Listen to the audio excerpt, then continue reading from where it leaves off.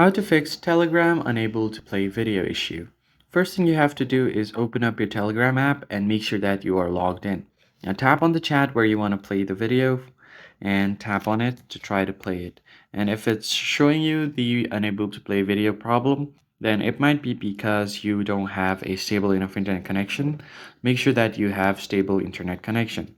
And once you've done that, tap on the three lines at the top left. And once you have done that, tap on the settings icon at the bottom. Once you get to your settings menu, all you have to do is head over to the data and storage option. Then make sure that the automatic media download is turned on. So make sure to turn it all on.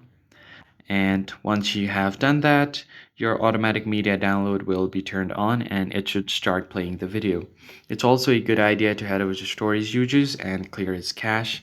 Tap on clear cache and it will clean up all of your storage that has been taking up space, and it will also refresh your profile. Then after doing all of that, you could just go ahead and tap on Telegram again, head back to your chat, and once you're back, tap on it and try to play the video and it should start playing. I hope this tutorial was helpful to you. I'll see you on the next one.